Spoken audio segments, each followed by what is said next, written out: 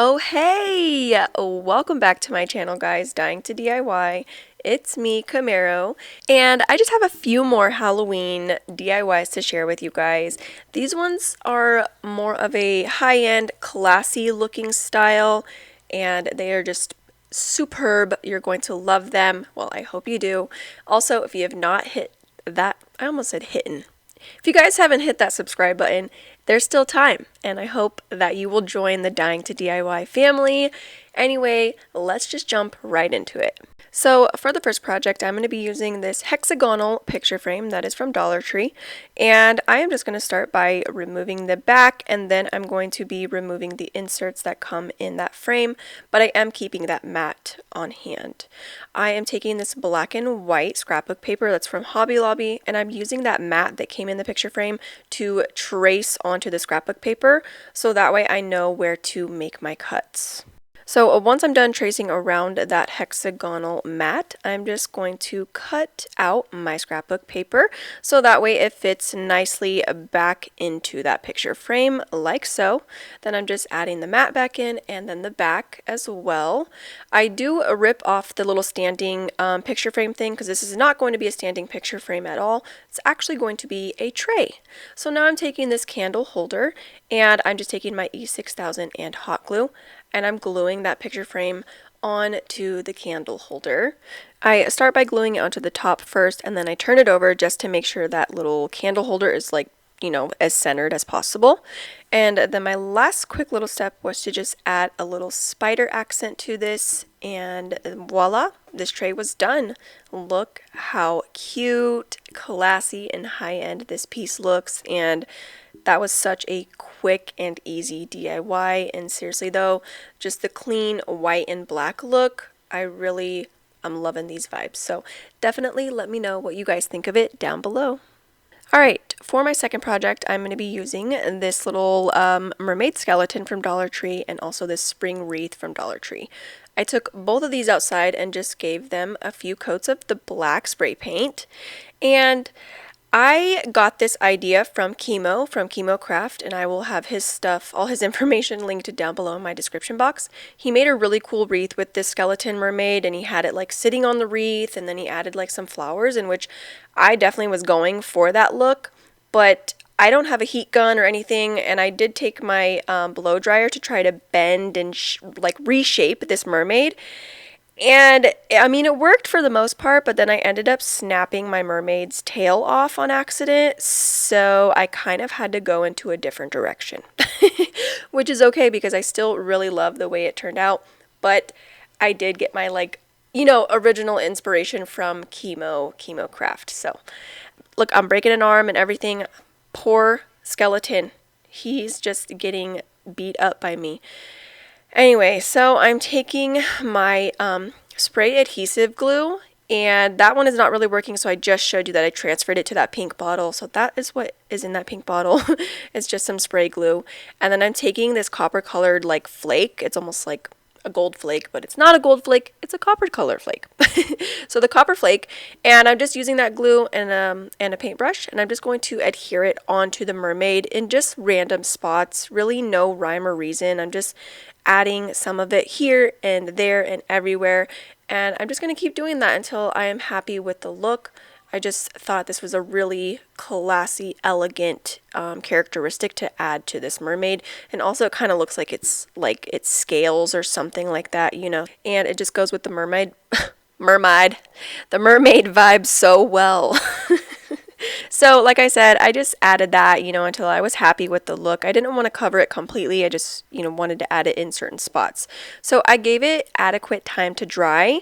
And once it was done drying, I'm taking a more a coarse paintbrush and just brushing off the excess where the glue didn't have, where the copper flake didn't have a chance to adhere to the skeleton. So I'm just brushing it away so that way you can see the defined textures of each part of the skeleton, the fin and the spine and all of that good stuff. So I just did that all the way around, and now I'm just going to adhere my skeleton to the wreath. So I decided, because I broke his tail off, I'm going to kind of make him like he's laying on this wreath. He's kind of just like lounging around and just like, hey, how's it going? So I'm just gluing him down into place, and I'm gluing that tail back on, just right on top, so it kind of blends in and it looks like it was just meant to be like that. So it kind of worked out perfect in the end. I do have to kind of mend his broken arm and put that back into place, but that wasn't a big deal. And then for his other arm, I used my blow dryer again to kind of warm up the material on the skeleton, and then I just made it go behind his head again, like he's just kind of relaxed and lounging down there. Then I am taking some floral wire and just adding it onto certain parts of the wreath and the skeleton, just to make sure that, you know, the skeleton is not going to fall off and everything is going to stay where I placed it. And once I was done adding that floral wire, I'm just taking some black paint because it is green, and I just wanted to blend that wire into the wreath and with the skeleton. So and then next, I'm just taking a bunch of floral pieces. I just picked out some colors that I thought worked well with the skeleton and the copper flake. So some like nude and some blush colored roses, and then like a darker blue flower. I thought they were so beautiful. And I just made like a little bunch using my floral wire and then some hot glue. And I'm just gluing it catty corner from the mermaid onto the other side of the wreath. I just really liked the placement there. So, you know, there's not really rhyme or reason. You're just kind of playing around using your imagination and whatever floats your boat, I guess. So it's all about personal preference. Personal preference, you guys. So you glue it wherever. You can glue the flowers along the bottom of the skeleton. I thought about that too. I thought it would be really, really pretty. So you guys just make yours however your heart desires. So at this point, I was going to be done, but then I just realized it was kind of missing something. It was missing a certain element. So I'm taking some raw wooden beads, and then I'm adding some more of that copper flake onto each of them and letting them dry, and then doing the whole, you know, the same thing that I did to the skeleton, and just brushing away the excess flakes. And here is how those little wooden beads turned out. And I'm just gluing them into that little flower bouquet, just wherever I think they would look the best. And I feel like this really brought this whole piece together and just really added to that classy, like high-end look that I was going for. And that was all there was to this one. Here is how it turned out. I am loving it, you guys. Still has like a spooky Halloween factor, but it is very classy and elegant. I just love the like shiny copper color it's got going on, and then those like nude colored flowers accented with the like darker blue. I think it is totally beautiful, and I just love the way the mermaid is positioned on the wreath too. So that worked out perfectly in my opinion. For my next project, again, I'm going to be doing the same thing like I did in the beginning with the tray. I'm taking out the back, I'm adding the scrapbook paper, but this time I am going to make it into a kind of like a sign or decor, so I did leave the standing back on the picture frame.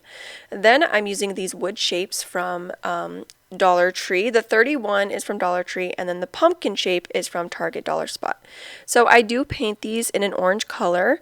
The pumpkin did take a couple of layers. I probably should have painted it white and then went over with the orange because the black was still just popping through. So it did take me a couple of layers of the orange, but finally got it dark enough. So once each of those wood pieces were dry, I just needed to glue everything down into place. So I'm gluing the pumpkin face onto the glass of the frame. And then for the 31, I'm gluing onto the actual frame, the rim. So this kind of gives it like a 3D type of effect, and I just thought that was really, really cool. And here is how it turned out. So simple, quick, and easy, but seriously loving it. So classy looking. Again, with just the really like simple black and white look, and then you have the pops of the orange on there. Yes, loving it. Loving it. Loving it. That's a new word. Loving it. Loving it, you guys. And I think it just, you know, it all comes together and it just has a really classy, elegant vibe to it. For this next project, I'm going to be using this skull head from Dollar Tree. And I'm just going to start by taking my razor blade and I'm going to be cutting this skull directly in half. Well, as in half as I possibly can. So I'm just cutting it down the middle. And once I'm done cutting it, I'm just going to trim up the sides so that way everything is kind of like nice and flush because you can see it's kind of just a little crooked. After that, I took it outside and gave it a couple coats of black spray paint. And then I'm taking these 8x10 canvases from Dollar Tree, and I'm going to be removing the canvas and doing a reverse canvas effect. I have done this in so many of my videos. You know, if you guys are not new here, you know I just absolutely love it.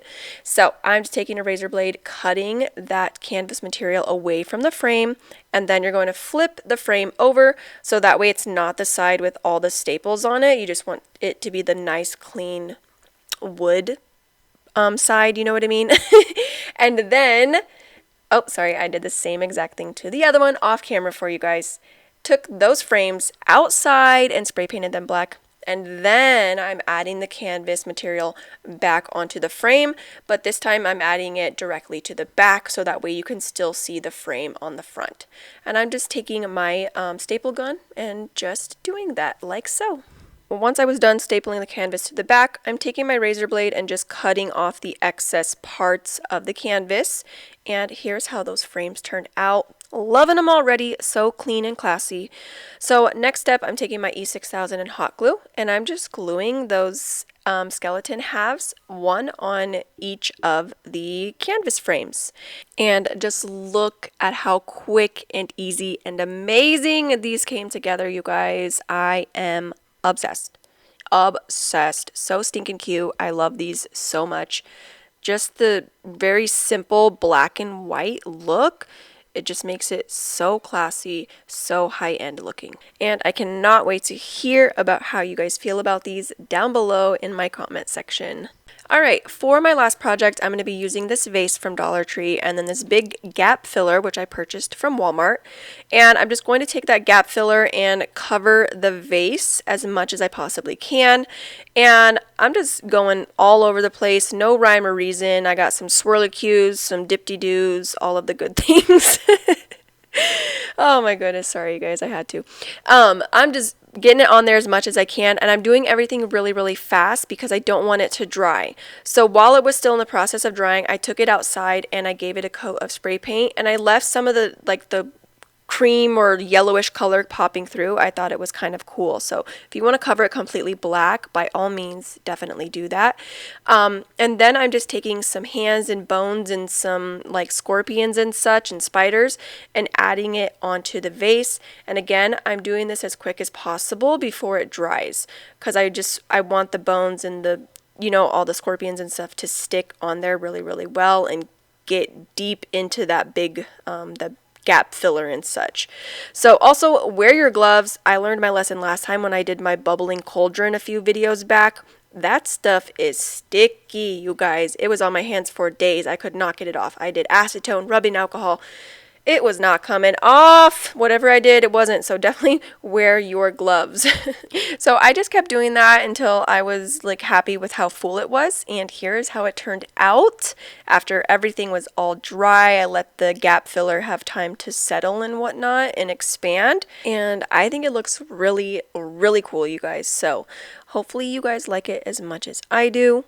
And now that everything is all dry and whatnot, it's just waiting for me to fill it with some flowers or whatever I wanted to fill it with, which you will see here in a second. But that is all she wrote. That is all I have for you guys for this video. Just gonna say, obsessed again with this mermaid wreath. I love it. I love the colors, the shininess. So cute. And this is kind of where I placed it for now, and I just wanted to show off my hanging little witch hats. Just pretend like you don't see the tape on the ceiling. I couldn't get them up there any other way. But it still looks really, really cool. I love how, you know, the hats just look like they're floating, and then it's just all black over there, and then a little pop of that copper color coming through. I think it is so cool, spooky vibes, but very classy. And then we have our skeleton heads, which, you know, I love these ones. Just so simple and elegant looking, and I mean, super budget friendly for what, $3? Not including the cost of spray paint. You have the two canvases and the one head, you know, and then some paint. very, very cheap, budget-friendly, high-class decor. Here you can see what I put into my vase. I have some berry picks and like some of those dried flowers from Dollar Tree, and I thought they complemented each other really, really well. Love this vase, just how the bones are just popping out, and then the spiders and the scorpions. I think it's totally, totally neat. And of course, we can't forget about our hexagonal picture frame decor. I love how these ones turned out too. I really feel like it's just that black and white scrapbook paper in the back that just makes it so classy and elegant. And then with this one, you have the pop of orange from the pumpkin face. So, so cute. And then here in a second, you'll see my little tray on the other end of my sofa table, and I just accented it with an orange velvet pumpkin from Dollar Tree. I just thought it just tied everything in together. You have the black and white, a little bit of pop, a little bit of color of, what am I trying to say, girl? Like a pop of orange and a pop of like purple here and there, with that black and white scheme basically. So alright guys, but that is all I have for you guys. There's still time. Hit that subscribe button. I would love for you to join the Dying to DIY fam. Also, let me know what your plans are for Halloween down below. Are you guys dressing up? Are your kids dressing up? Do you guys kind of have like a family costume theme going on? Let me know all about it. As always, thank you guys for watching. I'll see you next time.